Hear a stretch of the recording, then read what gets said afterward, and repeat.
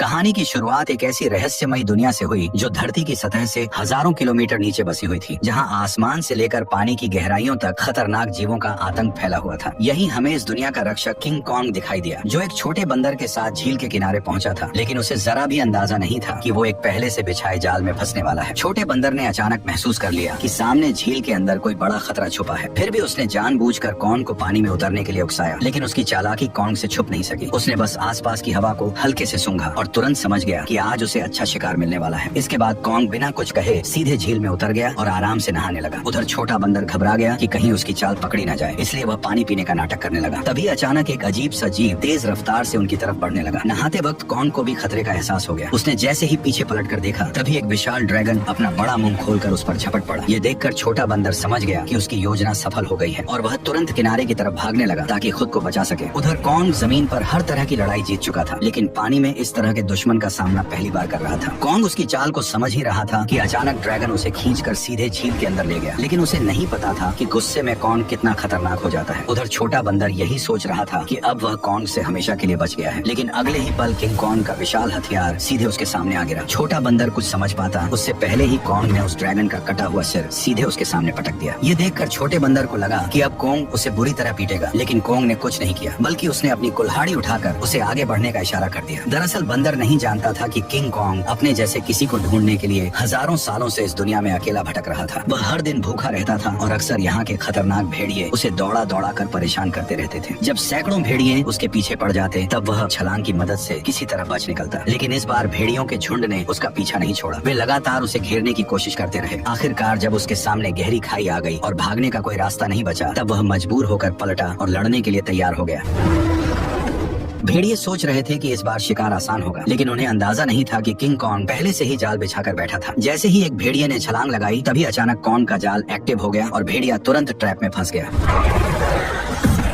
गड्ढे में गिरते ही लकड़ी के नुकीले भाले भेड़िए के आर पार निकल गए। सही मौका देखते ही कॉन्ग ने तुरंत पेड़ का भारी तना उठाकर गड्ढे में फेंक दिया। जैसे ही जाल एक एक करके एक्टिव हुए, पहाड़ से बड़े बड़े पत्थर लुढ़कते हुए नीचे गिरने लगे और भागने की कोशिश कर रहे भेड़िए वहीं फंस गए। लेकिन धुआं छटते ही कुछ जिंदा बचे भेड़िए फिर भी शिकार छोड़ने को तैयार नहीं थे। गुस्से में किंग कॉन्ग ने एक भेड़िए की लाश पकड़ी और अपनी ताकत दिखाते हुए उसे जोर से फाड़कर 2 टुकड़ों में बांट दिया। ये देखकर बाकी बचे भेड़िए डर के मारे पूंछ दबाकर वहाँ से भाग गए। हालांकि शिकार मिलने के बाद भी किंग कॉन्ग के चेहरे पर कोई खुशी नहीं थी, क्योंकि उसके मुंह के सड़े हुए दांत ने उसे बहुत परेशान कर रखा था। इसी बीच छुपकर बैठी एक छिपकली मौका देखकर मांस का टुकड़ा उठाकर भागने लगी। किंग कॉन्ग तुरंत उसे रोकने के लिए झपट पड़ा, लेकिन तभी उसका ध्यान दूर से आई आवाज पर चला गया। घाटी से आती उस दहाड़ को सुनकर उसे लगा कि शायद उसका कोई अपना उसे बुला रहा है, इसलिए वह तुरंत उस दिशा में दौड़ पड़ा। लेकिन वहाँ पहुंचकर उसे सिर्फ एक अजीब सा मेंढक मिला जो उसी के जैसी आवाज निकाल रहा था। सालों तक भटकने के बाद भी वह अकेला था और यही खालीपन उसे भीतर से तोड़ रहा था। आखिरकार दांत की तकलीफ ने उसे इंसानों से मदद मांगने पर मजबूर कर दिया। वह ना चाहते हुए भी इंसानी दुनिया में दाखिल हो गया। वहाँ पहुँचते ही किंग कॉन्ग पहाड़ी पर गिर पड़ा और मदद का इंतजार करने लगा। तभी किस्मत से वैज्ञानिकों की नजर उस पर पड़ गई, लेकिन घबराहट में इंसानों ने सुरक्षा के लिए उसे भारी मात्रा में एनेस्थीसिया दे दिया, जिससे वह वहीं बेहोश हो गया। इसके बाद उन्होंने शहर के सबसे मशहूर डेंटिस्ट को बुलाया। डेंटिस्ट ने बिना एक पल गवाए उस सड़े हुए दांत को उखाड़ने के लिए मजबूत स्टील के तार को कसकर बांध दिया। इतने में ही कॉन्ग ने मुंह से सड़ी हुई बदबू छोड़ दी। सारी तैयारी पूरी होने के बाद जैसे ही स्पेसक्राफ्ट ने अचानक ऊपर उड़ान भरी, तभी एक झटके के साथ किंग कॉन्ग का विशाल दांत बाहर निकल आया। जब किंग कॉन्ग होश में आया तो उसने देखा कि उसका पुराना दांत अब एक मजबूत टाइटेनियम के दांत में बदल दिया गया है। इस नए दांत के साथ उसके अंदर जबरदस्त ताकत आ गई, जिससे उसे लगा कि अब वह किसी को भी हरा सकता है। लेकिन तभी लैब में अचानक किंग कॉन्ग की दुनिया से एक इमरजेंसी सिग्नल आया, जिसने सबको चौंका दिया। इस सिग्नल की सच्चाई जानने के लिए वैज्ञानिकों ने तुरंत एक रेस्क्यू टीम तैयार की और मिशन शुरू किया। उन्होंने किंग कॉन्ग के साथ उस पोर्टल में छलांग लगा दी जो सीधे कॉन्ग की दुनिया में जाता था। जैसे ही वे आगे बढ़े, उनका स्पेसक्राफ्ट तेज रफ्तार से नीचे की ओर खींचने लगा और कुछ ही पलों में वे उस रहस्यमयी दुनिया में दाखिल हो गए। घर पहुंचते ही कॉन्ग ने देखा कि उसका खाना चोरी हो चुका है। उसने तुरंत अपनी कुल्हाड़ी उठाई और सीधे चट्टान के ऊपर पहुंच गया। वहां उसने देखा कि गहरी दरार के अंदर से हल्की नीली रोशनी निकल रही थी, जिसने उसका ध्यान खींच लिया। सच जानने के लिए उसने बिना सोचे सीधे उस गहराई में छलांग लगा दी। घुप अंधेरे में पहुंचते ही उसकी कुल्हाड़ी अपने आप चमकने लगी। रोशनी पड़ते ही उसे दिखा कि चारों तरफ अजीब चमकदार पत्थर फैले हुए हैं जो इस रोशनी पर रिएक्ट कर रहे थे। तभी अचानक दूर से भयानक दहाड़ की आवाज गूंज उठी। वह उस आवाज का पीछा करते हुए झरने के पार पहुंचा, जहां उसे एक नई छिपी हुई दुनिया दिखाई दी। धीरे धीरे आगे बढ़ते हुए उसे अजीब सी बदबू महसूस हुई जो उसे अपनी ओर खींच रही थी। अचानक उसके सामने एक बेहद खतरनाक और विशाल साया उभर आया, जिसे देखते ही किंग कॉन्ग ने तुरंत अपनी कुल्हाड़ी उठाकर मुकाबले के लिए खुद को तैयार कर लिया। जैसे जैसे दोनों के बीच दूरी कम होती गई, वह विशाल साया धीरे धीरे छोटा होता गया और जब सामने आया तो सच्चाई कुछ और ही निकली। असल में वह कोई राक्षस नहीं बल्कि एक छोटा सा मासूम पीले बालों वाला बंदर था, जिसे देखकर वह खुद भी चौंक गया। हजारों सालों में पहली बार अपने जैसे किसी को देखकर किंग कॉन्ग तुरंत झुक गया और अपना हथियार नीचे रख दिया। इसके बाद उसने बंदर से दोस्ती करने के लिए अपना हाथ आगे बढ़ाया। उसे लगा था कि छोटा बंदर भी उसी की तरह अपने जैसे किसी को देखकर खुश होगा, लेकिन अचानक उसने किंग कॉन्ग को जोर से काट लिया।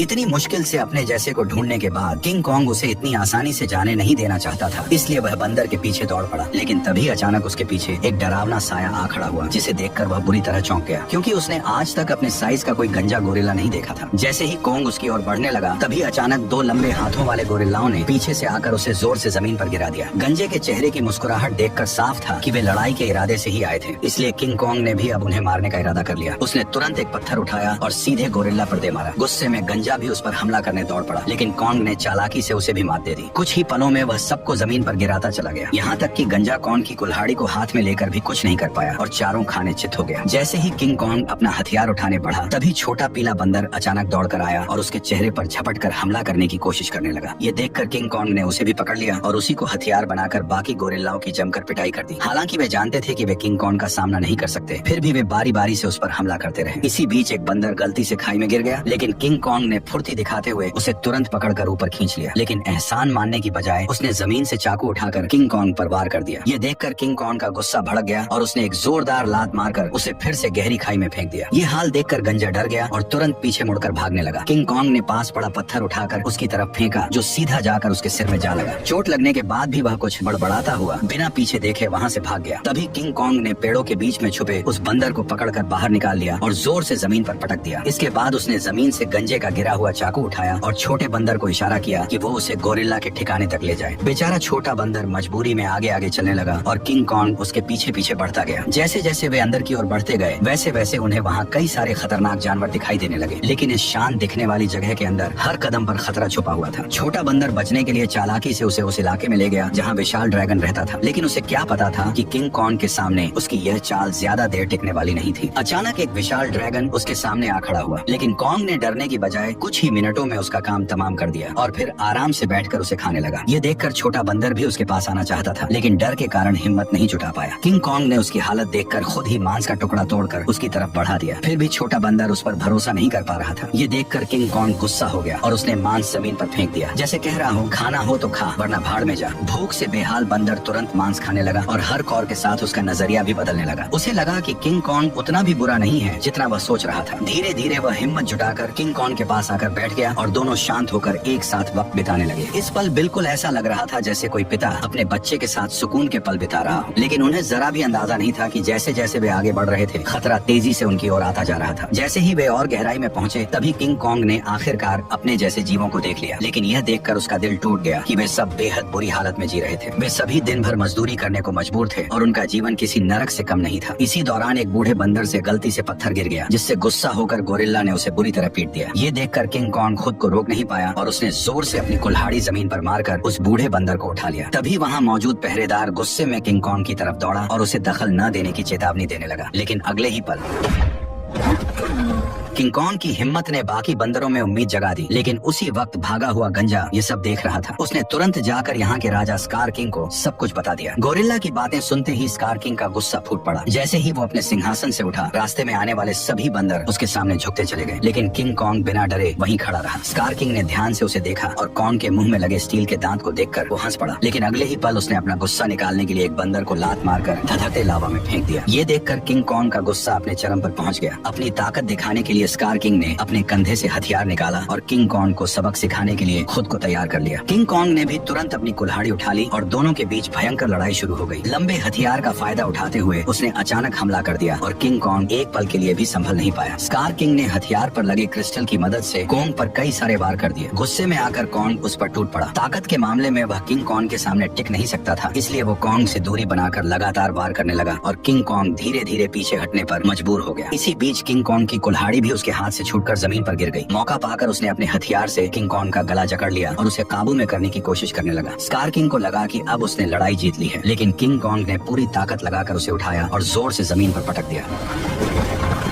किंग कॉन्ग ने कुछ ही देर में उसे चित कर दिया। तभी स्कार किंग ने तय किया कि वह उसे उसकी असली ताकत दिखाकर ही मानेगा। जैसे ही उसके हथियार में लगा पत्थर चमकने लगा, तभी अचानक गोरिल्लाओं ने पत्थर गिराकर लावा का रास्ता रोक दिया। ठीक उसी पल गुफा में छिपे खौफनाक राक्षस की आंखें दिखाई देने लगी। तपती जमीन अचानक बर्फ बन गई और बाहर निकला वही विशाल जीव टाइटन शीमो, जिसने कभी पूरी दुनिया को बर्फ में जकड़ लिया था। स्कार किंग ने तुरंत उसे कॉन्ग पर हमले का हुक्म दिया, लेकिन शीमो इस हुक्म से खुश नहीं दिख रहा था। जैसे ही उस पर दबाव बढ़ाया गया, वह दर्द से तड़प उठा और मजबूरी में उसने हमला कर दिया। किंग कॉन्ग ने फुर्ती दिखाते हुए तुरंत छलांग लगाई और पहले वार से खुद को बचा लिया। इसके बाद उसने अपनी कुल्हाड़ी सामने रखकर खुद को संभालने की कोशिश की, लेकिन शीमो की ताकत के सामने उसकी सारी कोशिशें कमजोर पड़ने लगी। देखते ही देखते उसका हाथ जमने लगा और बर्फ में बदलता चला गया। इस अचानक हुए हमले से उसका दाहिना हाथ बुरी तरह घायल हो गया और वह कमजोर पड़ने लगा। मौका देखकर स्कार किंग ने तुरंत उसे खत्म करने का आदेश दे दिया। जैसे ही अगला हमला होने वाला था, तभी पीछे से छोटा बंदर सुरंग की ओर इशारा कर उसे तुरंत भागने को कहने लगा। उसी समय शीमो ने मजबूरी में फिर से हमला कर दिया। ये देखकर किंग कॉन्ग तुरंत मुड़ा और तेजी से सुरंग के अंदर घुस गया।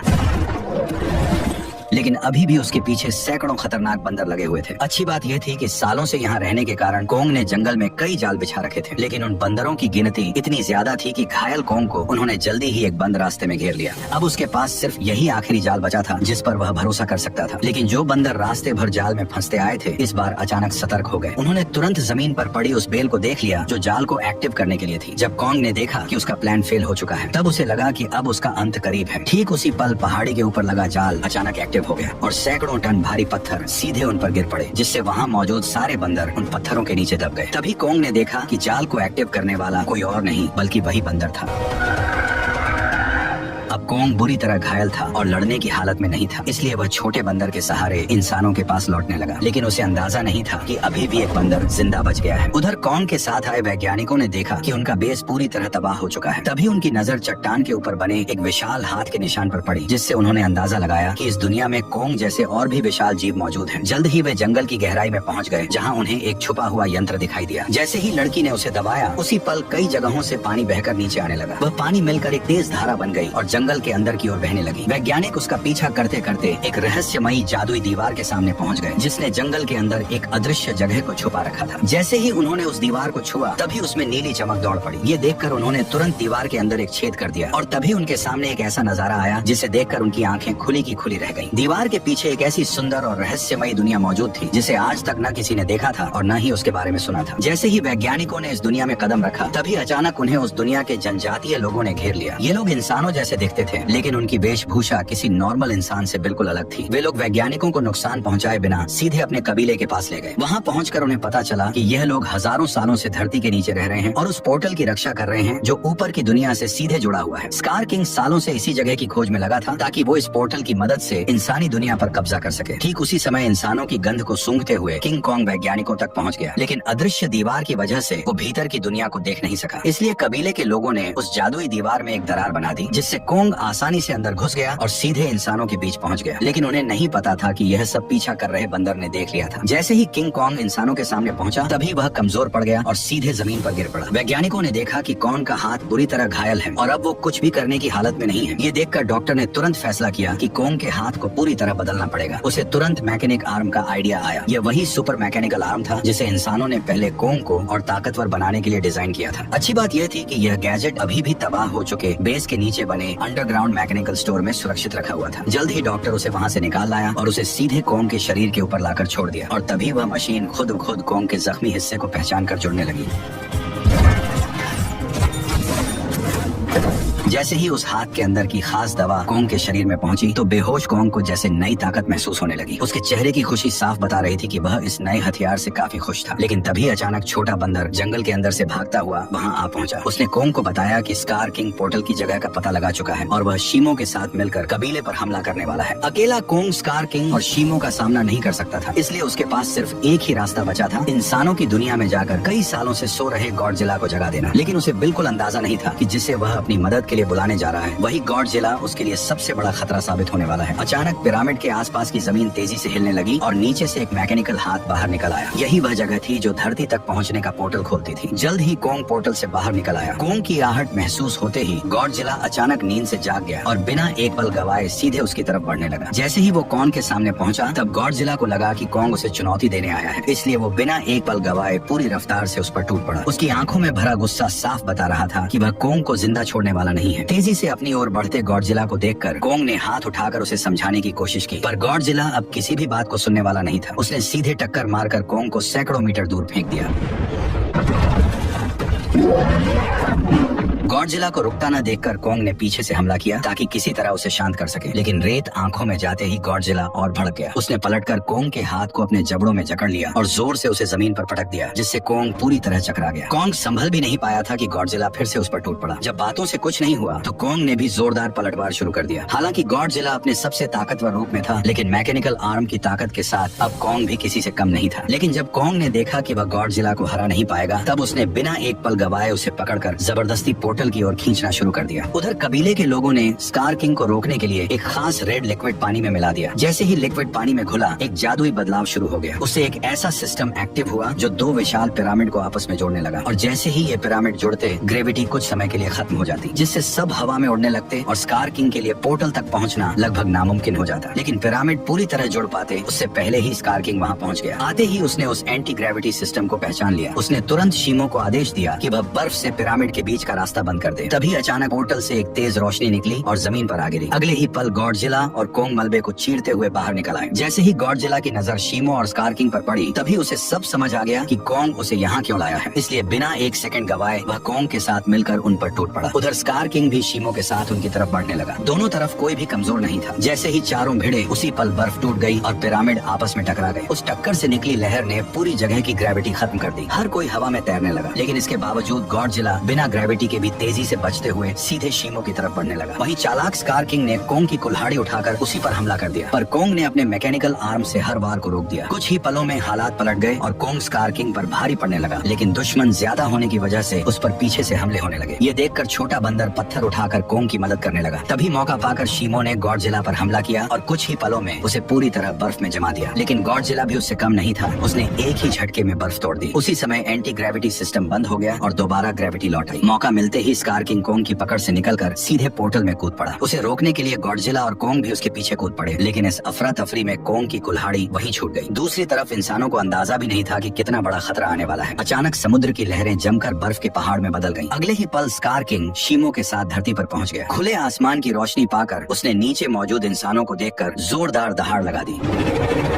अब उसे लगा कि पूरी दुनिया पर राज करने का समय आ गया है। उसने शीमो को आदेश दिया कि वह आसमान को जमा दे। शीमो ऐसा नहीं करना चाहता था, फिर भी मजबूरी में उसने हर तरफ बर्फ बरसानी शुरू कर दी। देखते ही देखते इमारतें भी इस तबाही में जमकर टूटने लगी। जब स्कार किंग को लगा कि अब उसे कोई नहीं रोक सकता, तभी कोंग ने एक जोरदार मुक्का मारकर उसका 3 टन का दांत जमीन पर गिरा दिया। गुस्से में स्कार किंग ने कोंग पर हमला करने का आदेश दिया, लेकिन उसी समय गॉडजिला वहाँ पहुँच गया और उसने शीमो को रोक लिया। अब बिना शीमो की मदद के स्कार किंग ज्यादा देर टिक नहीं सकता था, इसलिए उसने एक विशाल इमारत उठाकर कोंग की तरफ फेंक दी, लेकिन उससे कोंग को कोई खास नुकसान नहीं हुआ। तभी अचानक शीमो पीछे से आकर कोंग के मैकेनिकल आर्म पर झपट पड़ा। शीमो ने फिर से कोंग का हाथ जमाना शुरू कर दिया। ये देखकर स्कार किंग को लगा कि अब उसकी जीत पक्की है, लेकिन उसने पीछे खड़े गुस्से से भरे गॉडजिला को नजरअंदाज कर दिया। गॉडजिला ने तुरंत अपनी पूरी ताकत जगाई और उसका शरीर बैंगनी रोशनी से चमक उठा। अगले ही पल उसने सीधे स्कार किंग पर जोरदार हमला कर दिया, लेकिन स्कार किंग घबराकर किसी तरह बच निकला। उसने अपने हथियार से पलटवार करने की कोशिश की, लेकिन गॉडजिला ने उसे पकड़ लिया और एक ही झटके में 2 हिस्सों में तोड़कर अलग कर दिया, जिससे शीमो को कंट्रोल करने वाला क्रिस्टल नीचे नीचे गिर पड़ा। स्कार किंग उसे उठाने के लिए झपटा, लेकिन गॉडजिला ने उसे कोई मौका नहीं दिया। अब सब कुछ उस क्रिस्टल पर टिका था। जिसके हाथ में भी क्रिस्टल आता वही इस लड़ाई को जीत पाता। उसी अहम पल में छोटे बंदर की नजर कोंग की छोड़ी हुई कुल्हाड़ी पर पड़ी। वह तुरंत छलांग लगाकर नीचे उतरा और कुल्हाड़ी उठाकर इंसानों की दुनिया में पहुंच गया। जैसे ही उसकी नजर जमीन पर पड़े उस क्रिस्टल पर पड़ी, तभी उसने बिना देर किए कुल्हाड़ी के एक वार से उसे चकनाचूर कर दिया। क्रिस्टल टूटते ही शीमो पूरी तरह आजाद हो गया। गुस्से में भरा स्कार किंग छोटे बंदर को पकड़कर मारने ही वाला था, लेकिन कोंग बीच में आकर उस पर टूट पड़ा और कुछ ही मुक्कों में स्कार किंग को चित कर दिया। अब बिना उस क्रिस्टल के स्कार किंग कमजोर पड़ चुका था। उधर आजाद हुआ शीमो गॉडजिला की तरफ देखने लगा, मानो किसी इशारे का इंतजार कर रहा हो। और फिर हजारों साल बाद उसने वही किया जो वह हमेशा से करना चाहता था। एक ही पल में उसने स्कार किंग को बर्फ की मूर्ति में बदल दिया। अगले ही पल कोंग ने उसे हवा में उछालकर पूरी ताकत से जमीन पर पटक दिया और उसके शरीर को वहीं चकनाचूर कर दिया। अब लड़ाई खत्म हो चुकी थी, लेकिन दुनिया को ठीक करना बाकी था। तभी गॉडजिला ने आसमान की ओर देखकर जबरदस्त ऊर्जा छोड़ी, जिससे काले बादल छट गए और सूरज की रोशनी धीरे धीरे धरती पर लौट आई। इसके बाद गॉडजिला अपने इलाके में लौट गया और फिर गहरी नींद में सो गया और कोंग अपने नए साथी के साथ धरती के भीतर वापस लौट गया, जहाँ वह अपने कबीले के साथ मिलकर एक नई